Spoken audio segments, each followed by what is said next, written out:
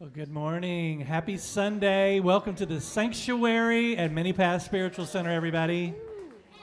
So glad to see everybody here. Glad to feel your energy in this room. Thank you for bringing your energy to play with ours this morning. We're going to start by singing our two songs this morning. These two are some of our favorites. I know I say that every Sunday morning because we got a lot of favorites. So let's stand up and sing a couple of songs. On behalf of Reverend Deb Moore, I'm Ryan Gill. This is the Sanctuary Band. Everybody say hi. Hi. All right, here we go. I am the place where God shows up. I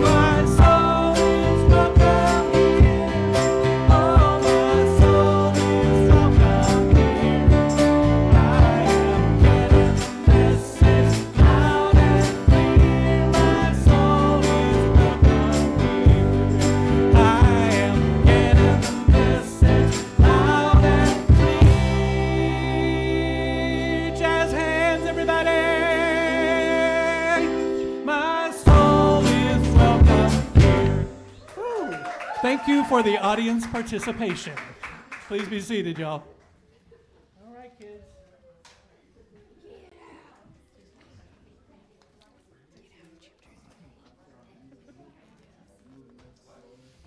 All right, welcome everybody. Welcome to Mini Path Spiritual Center. Goodlettsville's spiritual alternative. You like that tagline? Yeah. Goodlettsville's spiritual. We could say Nashville's spiritual alternative. Even though there's plenty of great congregations that do similar things, we're kind of a little unicorn up here in the Rivergate area, known as Mini Path Spiritual Center. Wherever you are on your journey, you are welcome here. We are getting the message loud and clear. Our souls are welcome here. No matter what name you use for God, when you come here, it really doesn't matter, because we know that we're all on a journey, a spiritual journey, to get to where we need to be in our lives for the ongoing of our soul. So we appreciate you being here. We appreciate you bringing your energy to play with ours. We are a vibrant, active spiritual community. We got stuff going all the time. I was talking to Amy earlier today, and I said, it's been so busy recently, and then right around the corner, we have the holidays. So is it going to go from busy to busier? Maybe so. Let's find out. What are our announcements?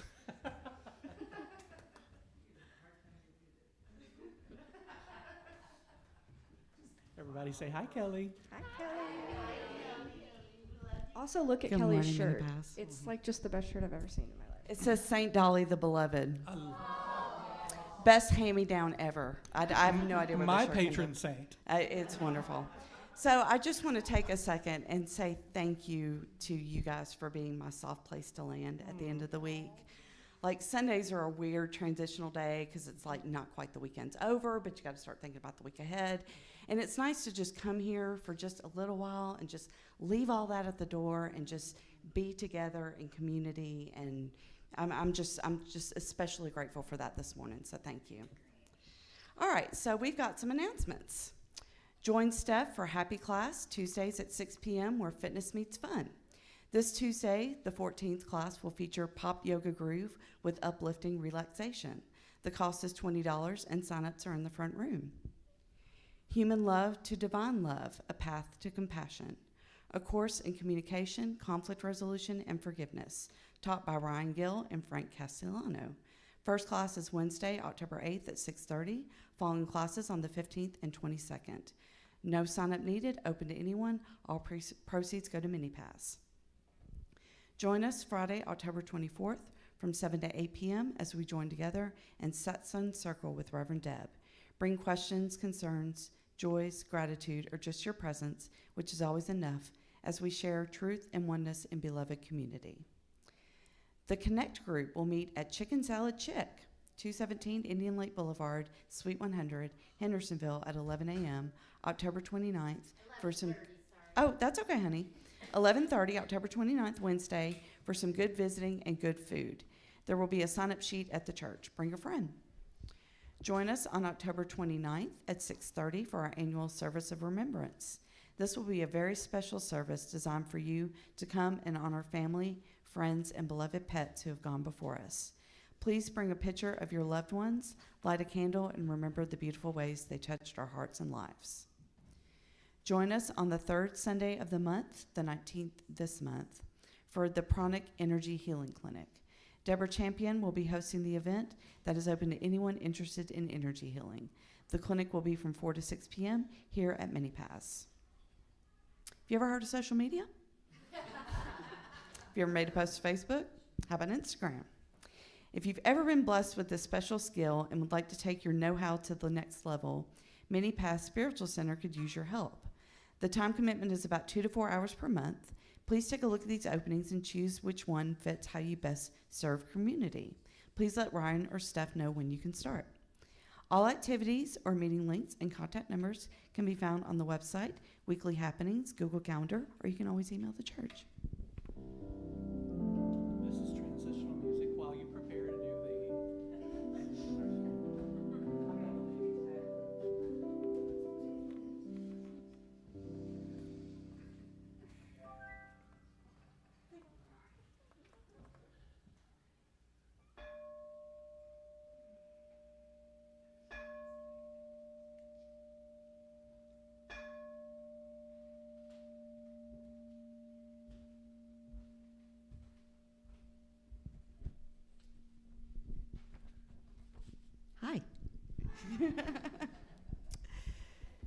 Good morning, Mini Path Spiritual Center. Good morning. Let's begin this portion of our service by taking a deep centering breath.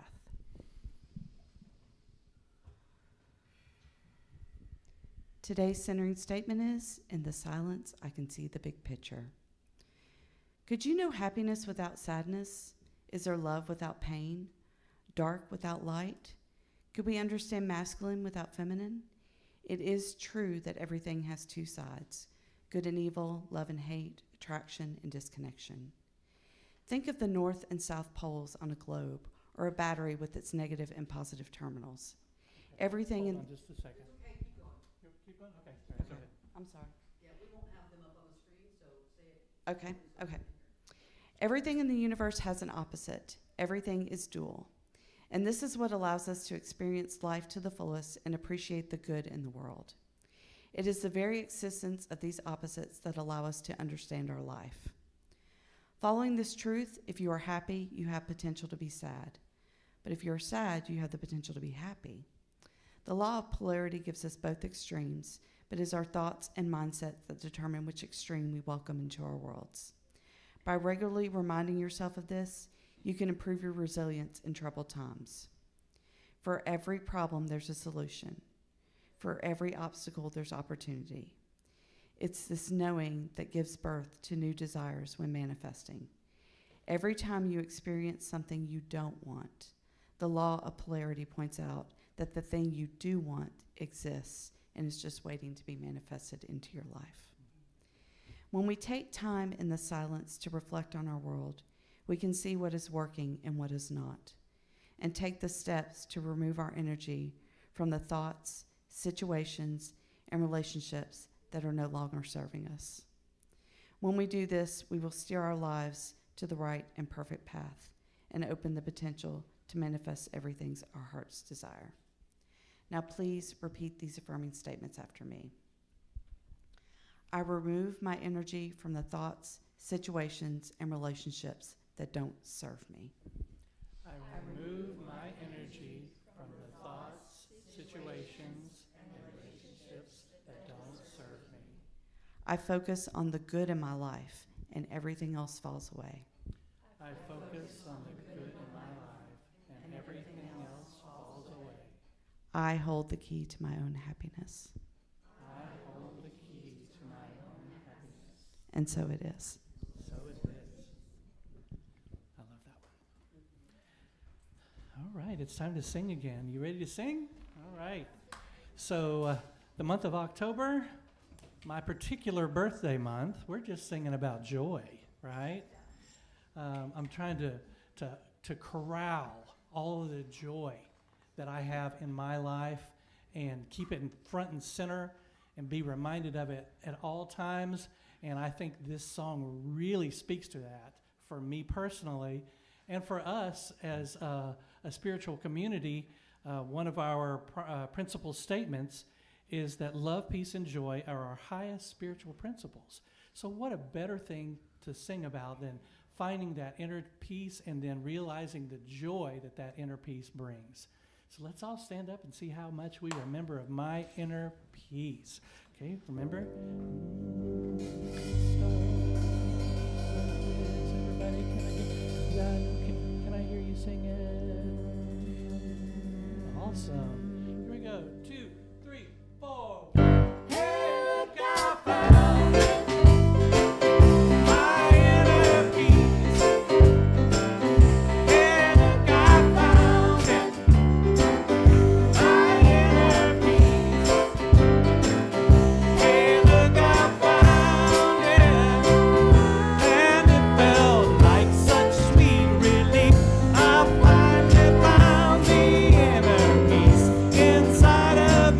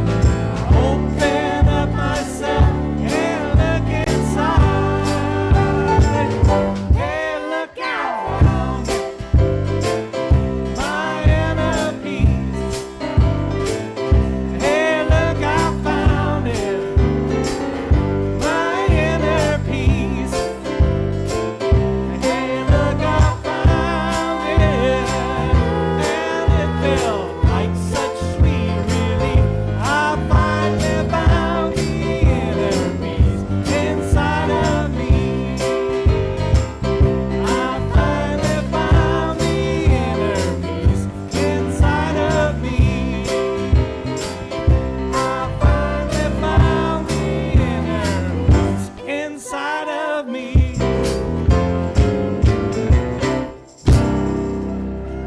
Right. Please be seated. That's good stuff right there. That is good stuff right here. Let me tell you, I don't know what happened exactly with the sacred reading, but I'll tell you what, the divine had a part in it. Because, Lord have mercy, for every obstacle there's an opportunity. For every problem there's a solution. Guess what I'm going to talk about today? Oh, that's why we did it. It's perfect.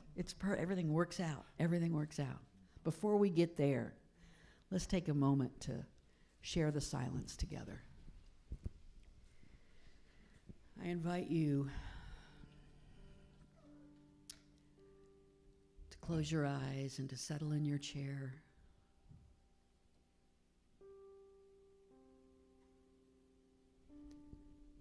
Maybe just slightly tilt your head back.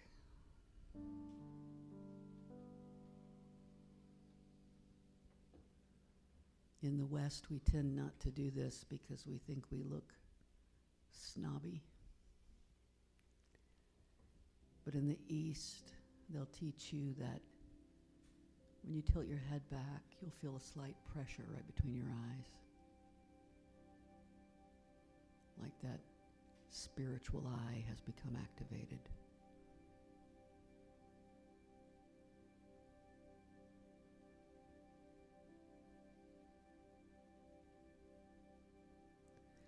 I invite you to be here completely.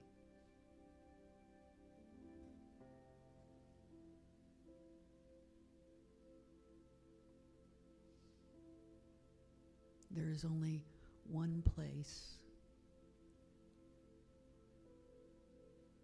where we can experience the sacred.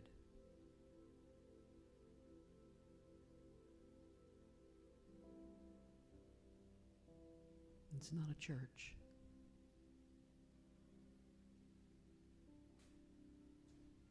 It's not a certain part of the world.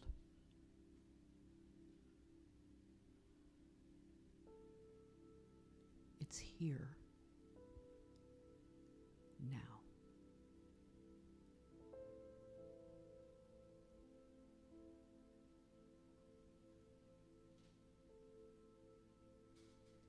In every present moment, we have the experience of the divine.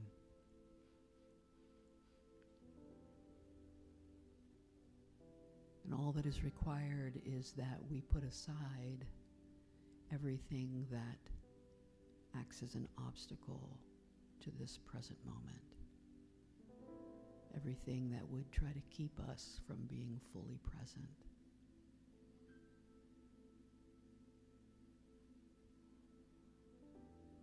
Every miracle lives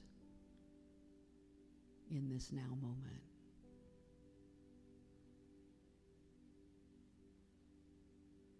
Every experience of God, every moment of communion with the sacred is alive in each now moment, waiting for us to be willing to be present in the stillness, in the silence.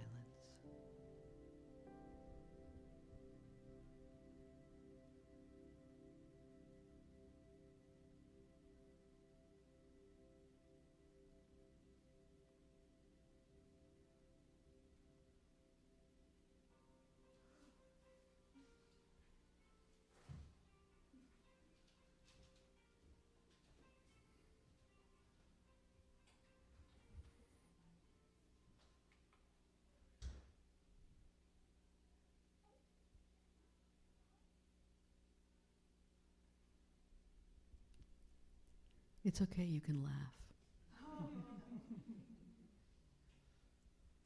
God is in that moment too. God is in everything that happens, the misunderstandings, the discomforts,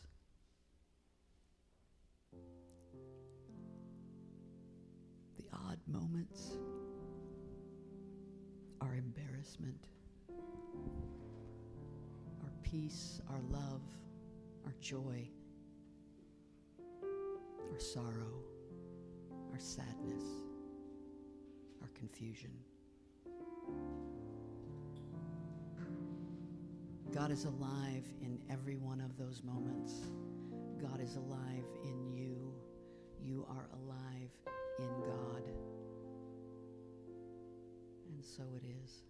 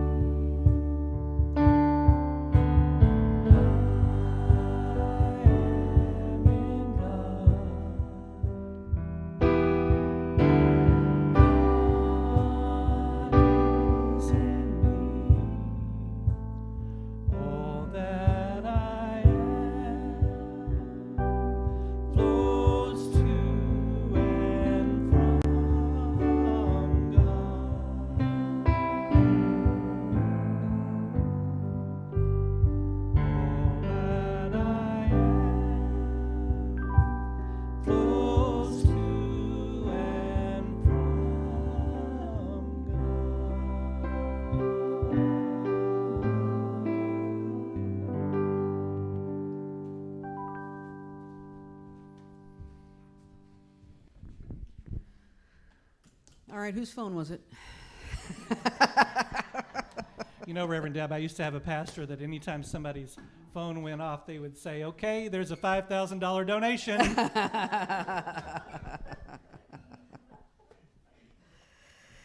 You know, it's all good. Everything is good. I used to say we were like the Outback of churches. No rules, just right. So I'm sorry. I'm so sorry, Jackson. Jackson works at Outback, so he's very mad at me right now. So we're starting a new series. I didn't know if we were going to start a new series. I was thinking about what would the series be, and then I was living my life all week, as I do during the week, and life was lifing, man. Life was lifing hard last week. And so it came to me. I thought, don't lean away from that. Let's lean into it. Let's lean into it, and let's start a series on being human. The incredible humanness. So that's going to be our series for a while. It's going to fit really well, I think, with our service of remembrance. And we're going to have a special service on the first Sunday of November. Reverend Christina Garza is going to be here with us, and we're going to have a Day of the Dead. We're going to be setting up a Day of the Dead altar that we're going to be able to put pictures of our loved ones on and incorporate that with our service of remembrance. And there is no more human experience than loss, right? It is the most human and the most shared, most common of our experiences. So I think it's going to fit in rather nicely. We're going to start today, though, with sacred discomfort. Sacred discomfort. Now, let me just tell you that you might be amazed at how much of my time is spent deciding where I'm going to put words on the screen. Because I have to think about contrast, right? What color are the words going to be? Are they on a dark background? How much of is the picture too busy? Where can I put the words? Is it going to be able to be seen? I don't want to mess with the picture, so I don't want to cover it up with some kind of, background. It's my cross to bear, my friends. It's my cross to bear. And so when I put that there, I thought, well, that's, as far as the coloring and everything goes, that's where it kind of works, but it looks a little off-center. It looks weird. It looks a little wonky. And then I thought, how perfect. How perfect. I'm going to leave it there, feeling a little bit uncomfortable. I thought about, slightly off-centering every single one of my slides today, but... Oh, that would make me crazy. I know, I didn't do it. Just for you, Crystal. Just for you. I'm sorry. I would have fixed them all. Yeah, I know you would have. Let me just tell you, let me save you from something. I'm here as a service. This is a public service announcement. Never Google images that make people uncomfortable. There are things you can't unsee, my friends, right? Never Google that. There are lots of pictures that make people uncomfortable. I'm not going to put one up here. I almost did, and I was like, nope, we're not going to do that. We spend a lot of our lives and a lot of our spiritual energy trying to feel good. We chase serenity. We look for balance and peace and connection, and those things are wonderful. We should always be working for those things. I wanted to say in pursuit of those, and of course, as you know, if you've listened to me at all, we don't have to pursue them at all. They're our natural state. We just have to let go of everything else and settle into them. Those things matter. They're part of what draws us to a space like this, where we can breathe and be together, get our work week started off right, be a soft landing spot, remember what's holy. And it's easy to kind of fall into the belief that discomfort is somehow the opposite of sacredness. And there are times in my work life where I think to myself, you know what? If I'd have been more awakened right then, I wouldn't have been so testy in that meeting, right? Maybe I wouldn't have had that response. Maybe I wouldn't have gotten frustrated with that deadline that's looming. Maybe that's life. It's part of being human. And I think one of the challenges that we have on the spiritual journey is that our spiritual teachers, those people who hold themselves out to be, or willing to be, the ones who teach, often only show us their most sacred selves. All we ever see of the spiritual teachers is their most sacred selves. And then we start falling into the delusion that that's who they are all the time, that they don't ever experience frustration, disappointment, discomfort, anger, and they do. Every one of us do. Every one of us are human. What if some of the most sacred moments in our lives weren't the comfortable ones at all, but those moments of discomfort? What if the holy doesn't just come wrapped in love and light and warmth and beauty and serenity, but sometimes it comes in friction, in uncertainty, in the ache of growing into something brand new? Valerie Kaur writes that we did a lot of work with Valerie Kaur over the last couple of years, her Revolutionary Love series and Sage Warrior. She's an amazing love activist for our times. She writes that love is a sweet labor, like the labor we go through to give birth to a new child, right? To a baby. Like, that's not easy. I have not done it. I'm just allowing myself to believe what women tell me, right? Other women tell me. I'm a woman too. Anyway, so I have not done it, but I know that my little sister has done it 3 times at home with a midwife. And all of her children were like 10 pounds, 2 ounces. Yeah. She has told me that there's a moment in each one of those where if someone offered her death, she would take it. And then my reply to that is, then why did you do it again? Right? I understand why someone gives birth to the first child. I do not understand why they give birth to the second one, right? And so love is a sweet labor, and she also asks this question here. This is one of my favorite quotes of Valerie Kaur. What if this darkness is not the darkness of the tomb, but the darkness of the womb?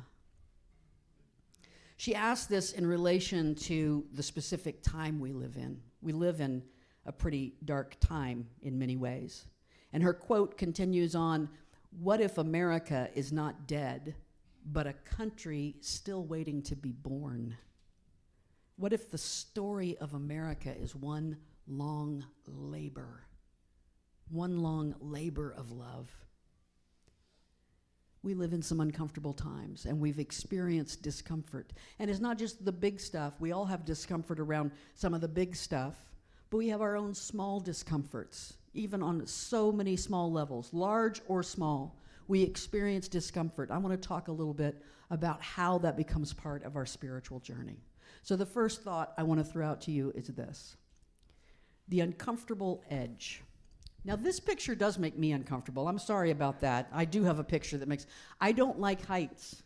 And the older I get, I've gotten worse at it. I get a kind of vertigo if I even start climbing up 2 or 3 steps on a ladder. And so when I look at that, it makes me... A friend of mine used to hate heights like this, and she told me once, she said, you know why I hate that kind of height? She said, I'm afraid I'm going to jump. Like, I'm afraid I'll just suddenly go, let me just... I'm like, oh my, I've never had that thought in my life. And I think you might have been sacrificed to the god Pele at a time in your life. I'm not sure, but in a former life. In almost every spiritual tradition, though, there's a version of this teaching, the teaching that transformation happens at the edge of what we can endure. Have you ever heard that saying, life begins outside your comfort zone? Yeah, I hate that saying. I've always hated that saying. I was like, I don't want to go outside my comfort zone. I'm creating a life that's comfortable. I want to create a life that feels good all the time, right? But the truth of the matter is, do I want a life that's growing? If it's growing, it's going to have to move outside of what I know. If I'm going to transform, it's going to have to move outside of what I know. In Buddhism, it's the practice of sitting with discomfort, not turning away, accepting what is, releasing an attachment to a better way you think this moment could show up, and instead just being present. In Christianity, the centerpiece of the entire tradition is the cross, a place of suffering that transforms into a site of redemption, right? In Judaism, wrestling with God is built right into the name Israel. Jacob wrestled with the angel, and he was renamed Israel, which means one who struggles with God. Boy, that's kind of telling in this modern age, isn't it? Israel, one who struggles with God. In Hinduism, Shiva destroys so that creation can begin again. You have 3 primary gods, Brahma, Vishnu, Shiva. Brahma, the creator, Vishnu, the sustainer, Shiva, the destroyer. And that destruction of the old is just as vital to the process as the creation of the new. And in the Tao, the yin and the yang eternally lean into one another. The dark and the light doing this constant dance, right? So maybe discomfort isn't a spiritual failure. Maybe it's a doorway. Maybe that uneasy place where we don't have all the answers, where something in us is cracking open, is where the sacred is closest to us. The Christian writer Timothy Keller says, There's no room for the ego in suffering. This stripping of ego opens the doors to authentic relationship with others. As I am drawn closer to others, I am experiencing God in the here and now. This is the key to it, and this is the primary place where I see the where I see the spiritual aspect of suffering. It's the easiest way to get rid of our ego, to put it aside, to get it out of the way. I've had this idea before about this kind of process. I'm going to say I made it up, although I'm sure I just pulled it out of the collective consciousness of the universe, and somebody's already made it up and probably given it a name, and there's probably a book about it. I don't know. But this is what Deb thinks about it anyway. That there's this cycle that we go through. We experience some kind of trauma, some kind of loss, some kind of discomfort, some kind of pain, some kind of confusion, some kind of unknowing. And then we abandon the ego, because in that moment of true suffering, the ego is meaningless, right? It's like, I can't even pretend anymore. I can't put on the facade. I can't pretend at all. And in that ego abandonment, that leads us to authenticity. We're just completely, I mean, how many of you in a moment where you've just felt completely at a loss, all you have to say right then is, I'm at a complete loss. It's the most authentic, honest moment in your life. Right? I'm at a complete loss. And in that authenticity, you have the God experience, because the God experience lives in every single moment that we decide to put our ego aside. And we have that God experience, and then we undergo healing. Oh my gosh, what felt like suffering feels like, you know that day after you've been sick, and the next day you're like, it feels so good to just not hurt. Right? I feel so much better. We have that healing, and then when we get healed, we return to a place of stasis, and the ego returns, because it never went away. It was just hiding out over there saying, I'm just going to wait until you think you got your shit together, and then I'll come back, right? And we keep going on this kind of circular, I do anyway. Maybe it's just me. The second thought I want to give you, besides the edge, is the myth of peaceful spirituality. This picture makes me a little uncomfortable, because that woman, I don't think she's alive. I'm pretty sure I got it from, somebody made this off AI. I just Googled and got it, and I found that, and I thought, that woman does not look, she has got a battery pack in the back of her somewhere. Yeah. And then I thought, no, that's exactly why I'm going to leave it there. Because that's sometimes this idea that we have, that spirituality is going to keep us in this place of utter peacefulness. In a progressive interfaith community like ours, we often strive for harmony, and that's beautiful, but harmony isn't the same as comfort, because real harmony has tension in it, right? Mary Grace wouldn't be able to make any beautiful sounds at all out of that guitar if each one of those strings didn't have a certain tension to them. Jackson couldn't make that thing bop along like he does. Bop. I just sounded like I'm 112 years old. I'm sorry. If it didn't have some tension to it, right?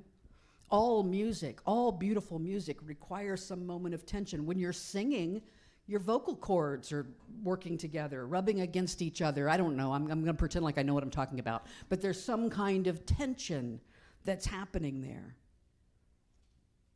Discomfort might show up when we encounter a worldview that's different from ours, or when we face our own blind spots. That's a big one for me, when I realize I've had a blind spot about something, right? I thought I knew, but then I'm given something, a new idea, a new vision. Maybe when we hear a prayer or a story or a song from another tradition that brings up something we don't quite understand, and we feel a little bit of a rub.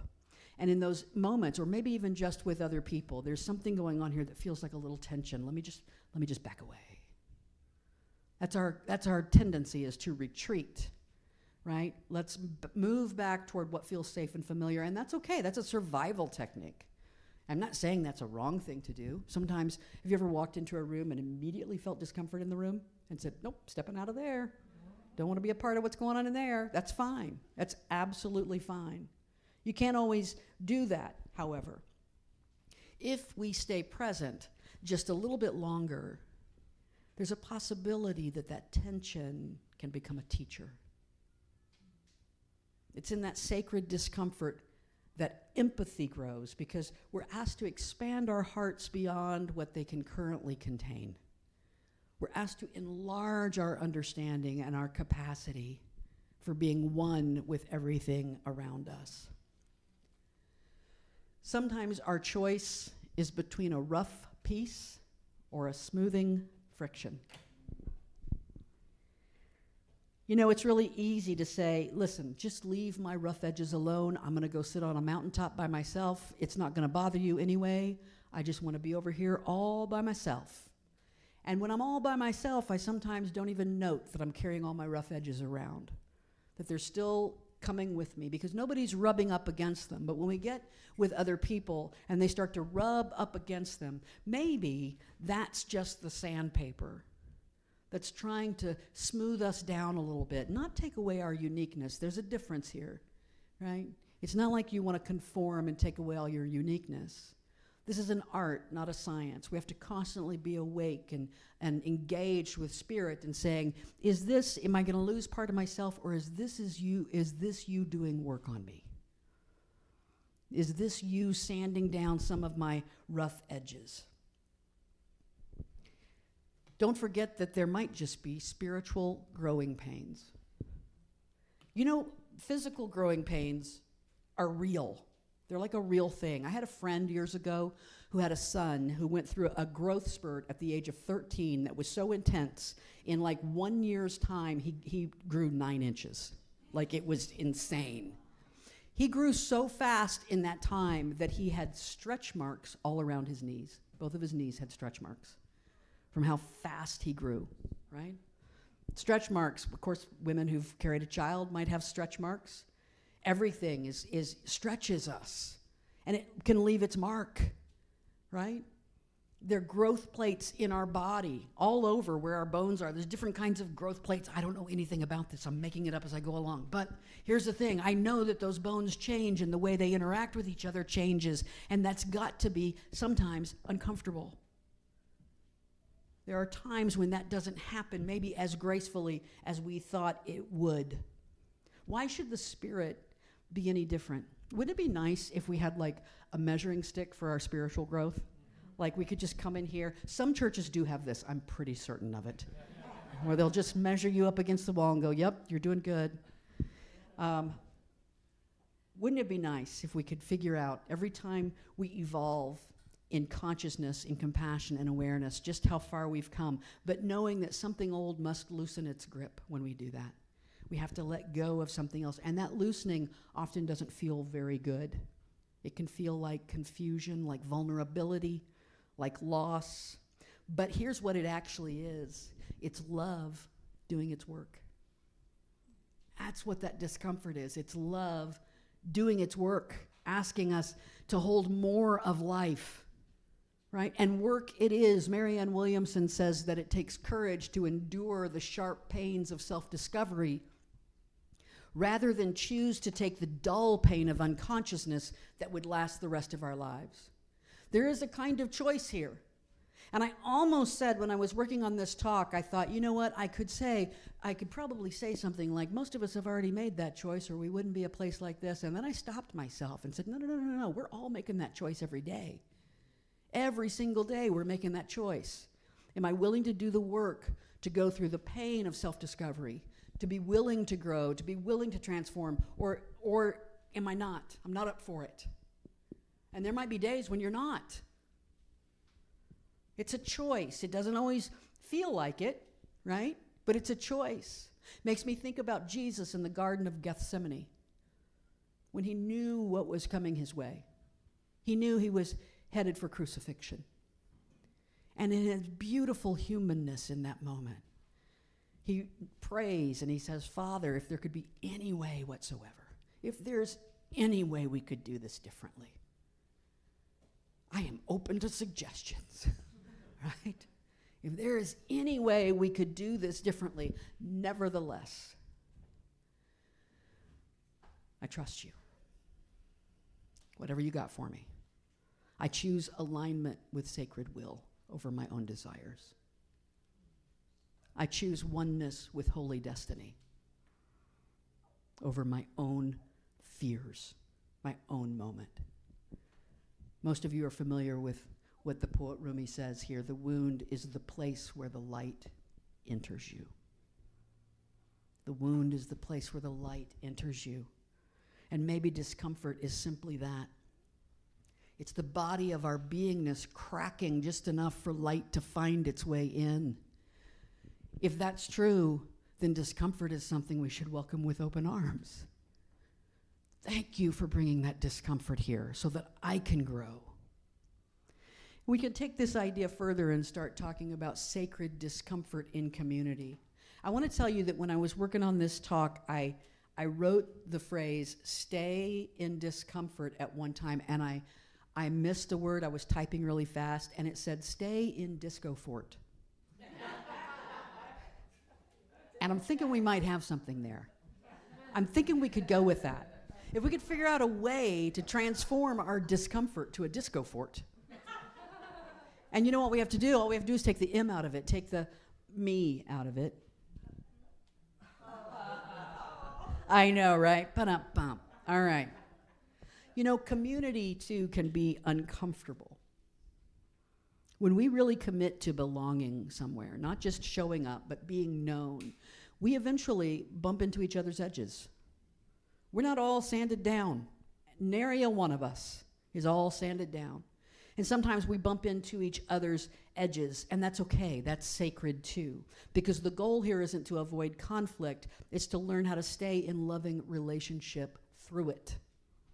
To practice curiosity instead of certainty, to listen without needing to fix, to speak our truth without closing our hearts, and sometimes to not speak our truth.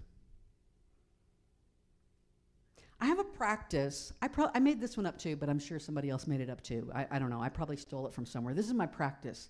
I practice being a fly on a wall. And I started this practice several years ago to combat my own savior complex. Because anytime I would encounter another human being, if they brought any kind of problem, I was immediately working on solving it. If I had money and they needed money, they had money. That's why I no longer have money. No. If they needed help figuring something out, let's sit down and do it.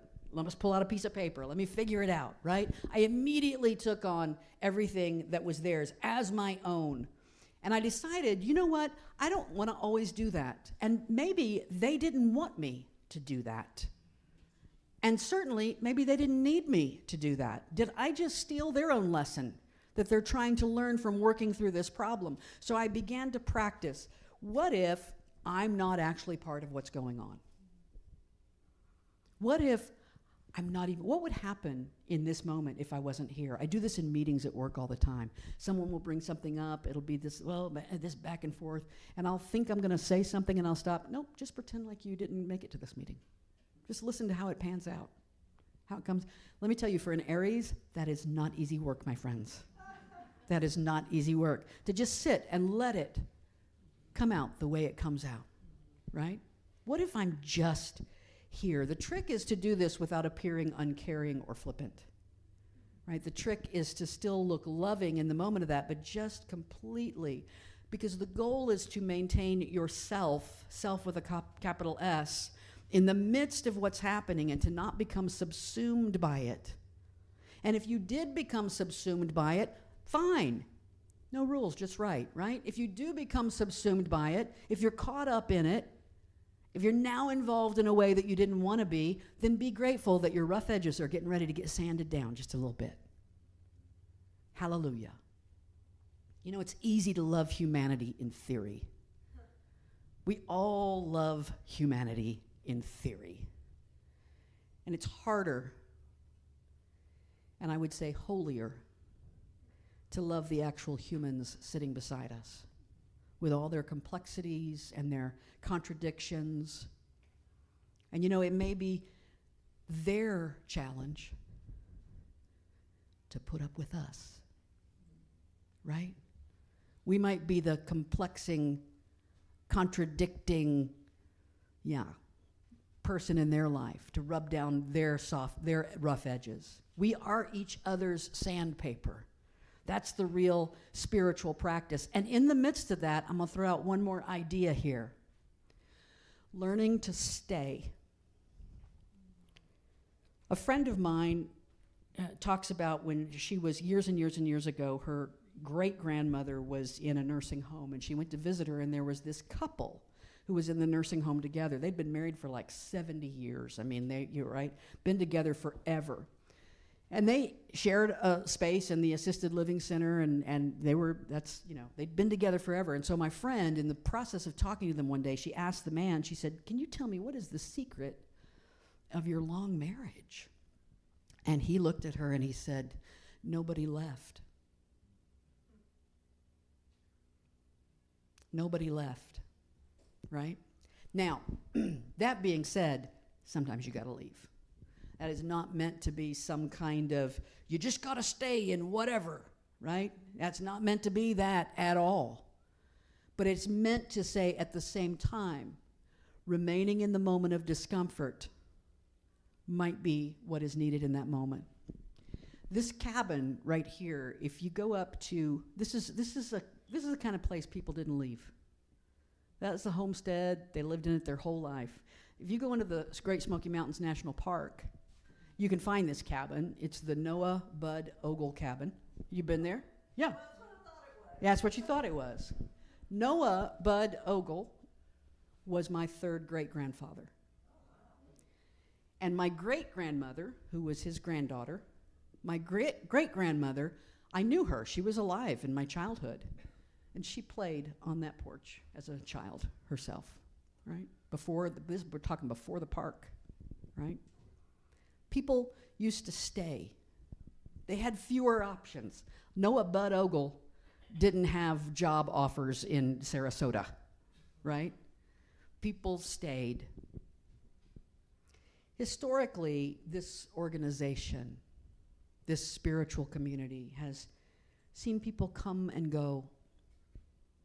And that's okay. It's okay. We don't keep track. We don't take attendance. If someone needs to move on to something else, we wish them well.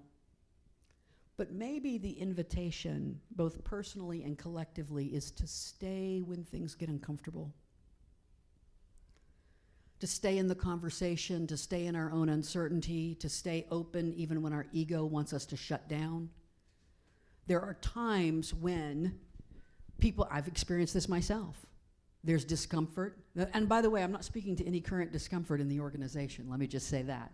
We're doing great right now. I'm sure I'll hear about one as soon as this is over. But nonetheless, we're doing great right now. This is exactly the time to talk about it. But I've had moments myself when something happens, someone rubs me the wrong way, they keep years pass where I'm like, that's it, I'm done. I'm done, I'm leaving. I'll take my ball and go home. And you know, that's my ego. That's my ego being hurt. Doesn't mean that I have to excuse away everybody's behavior, but I have to look at the opportunity for what I can learn in this moment to stay when things get uncomfortable, because that staying is where grace happens. Remaining engaged and involved in the moment is where grace happens. That's where transformation takes root. Slowly, quietly, beneath the surface. We all want an altar call conversion. We want to get awakened and go, that's it, I'm perfect now. But the truth is, it's a slow burn. It's a slow burn, and it's staying, and it's remaining in conversation, in connection with those who get us. If we can learn to hold discomfort with reverence, not as punishment, but as an initiation, then everything becomes the potential ground for awakening. Jean Vanier, French-Canadian priest, said, community is a sign that love is possible in a materialistic world where people so often either ignore or fight each other. Our very existence here is a sign of hope. Every time we come together, we expand the possibilities for love and growth. sometimes easily, and sometimes with a little sandpaper, hopefully fine grit. Pema Chodron says that when we're willing to stay even for a moment with uncomfortable energy, we gradually learn not to fear it. Community provides a safe place for us to practice that. And so I leave you with a final thought. As we move through this season, the season in our nation, the season in your own life, whatever you might be experiencing. I think I did something. I don't know what I did. We'll figure it out. It's okay. It was just a picture of a sunset. Don't worry about it. Whatever season you find yourself in, may we not fear the places that stretch us. May we welcome the unease that signals new life stirring. May we trust that the divine is present not only in our peace, but also in our unrest. And may we remember that discomfort isn't the opposite of sacredness. Sometimes it is the gift of sacredness. Namaste.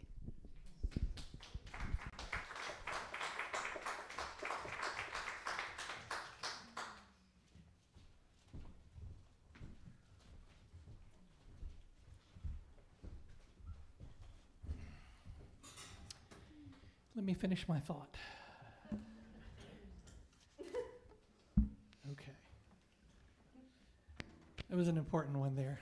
I was thinking about all the times in my life, not the several times in my life where I bailed on a situation because it was uncomfortable, and what would have happened had I stayed. Got the opportunity to play with a big star on the road, had many top 40 records, and what would have happened if I would have stayed in that situation and gone with that? It would have completely changed my life, but maybe not for the better. So should I have stayed? Should I have, something to think about, right? Mm-hmm. We're going to do that song next week as our congregation, or next month as our congregational song. Should I stay or should I go? What do you think? Let's do it. All right, well, I want to thank you guys for being here today, for taking the time out of your busy schedule to be with us. Out of all the things that you could have been doing today, you chose to be here with us. But I don't know that it was a conscious decision as much as it was a soul decision to be here this morning, to be with your community. So I appreciate that so much. I want to remind everybody that the core of every 501c3 is it's volunteers. Right? It is so important that we are able to do the things that we need to do to operate this 501c3 community. And so volunteers are the people that do that. The volunteers are the base of this group. So please take a look at the openings that are available. We've got all kinds of things that you can do with your time, your talents, and your treasures, which leads me to remind you that the blue vase is there in the back for your paper donations, and the PayPal is there if you want to donate via that way. So thank you so much for keeping that in mind. And if there's nothing else, I'll remind you about the Tuesday What's Happening. We've got several different things coming up, whether it's a class or whether it's a special service. Please put those on your schedules, because we want to see your face and feel your energy there too. So if nothing else, let's stand up. Who wants to lead us? Daphne, would you like to? All right, let's do our closing prayer. Okay, everybody. May I stay true to the path that leads me to the light that is mine to shine. May my light provide help and kindness to others on their journey. May I bring peace to every situation, comfort to the grieving, and love to all beings. May my heart remain centered on what is sacred to my soul, and so it is. And all is well. All